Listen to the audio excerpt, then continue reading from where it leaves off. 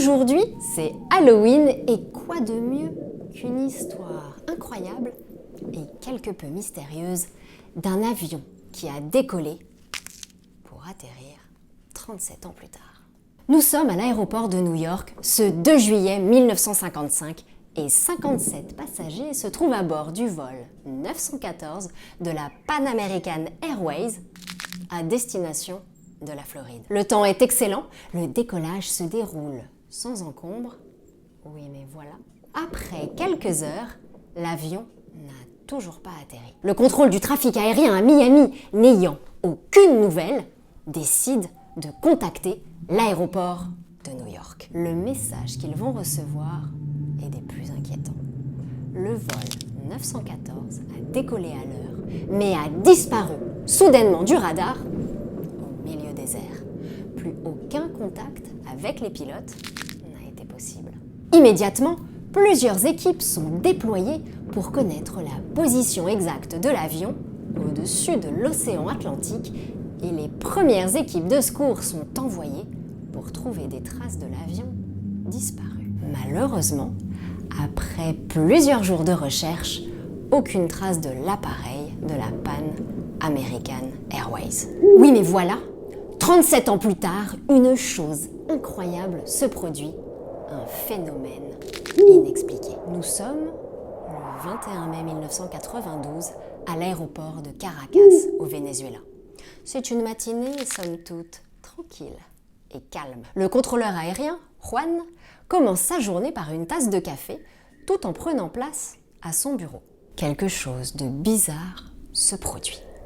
De nulle part, un point en plus apparaît sur son radar. Juan, choqué, regarde son radar plusieurs fois avec ce mystérieux point. Il cligne des yeux, se demandant s'il n'y a pas une erreur ou une panne. Il appelle ses collègues pour leur montrer cette apparition soudaine. Quand tout à coup, ils reçoivent un appel de l'avion.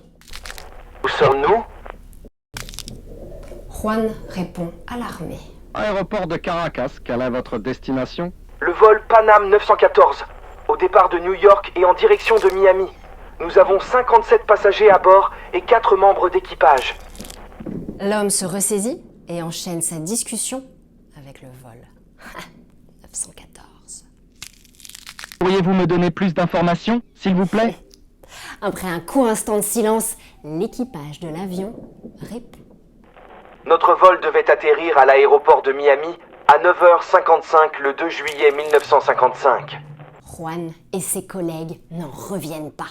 Et soudain, par la fenêtre de la tour de contrôle, ils aperçoivent le vol 914, un très ancien avion de ligne à hélice qui n'était plus utilisé pour les vols commerciaux. Ce spectacle est stupéfiant. L'avion se rapproche de plus en plus de la piste, prêt à atterrir. Les agents de piste au sol sont immédiatement chargés de se préparer à accueillir les passagers et l'équipage. Une fois l'avion au sol, Juan décide de recontacter l'équipage dans le cockpit en leur disant « Savez-vous que nous sommes le 21 mai 1992? Un silence glacial est l'unique réponse dans un premier temps. Alors que les agents au sol s'approchent de l'avion pour escorter les passagers en toute sécurité à l'extérieur, le pilote, à présent très confus, répond à Juan. Qu'est-ce que vous dites?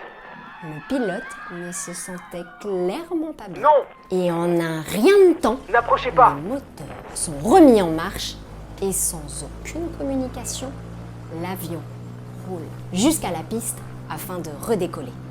Juan essaye avec toute sa force de persuasion d'arrêter le pilote. Malheureusement, tous ses efforts restent vains, l'avion décollant rapidement et s'éloignant de l'aéroport vénézuélien. Immédiatement, Juan regarde son radar pour suivre l'avion sous forme de point. Mais il ne fallut pas longtemps avant que l'avion ne disparaisse. C'était presque comme si tout le monde dans la tour de contrôle avait eu une hallucination. Comment les personnes à bord ont-elles pu survivre pendant 37 ans 37 ans Jusqu'à ce jour, la disparition et la réapparition du vol 914 n'ont jamais été prouvées. Si tout ça n'était qu'un simple canular, ou pas, vous en pensez quoi? Vous en pensez quoi? Joyeux Halloween.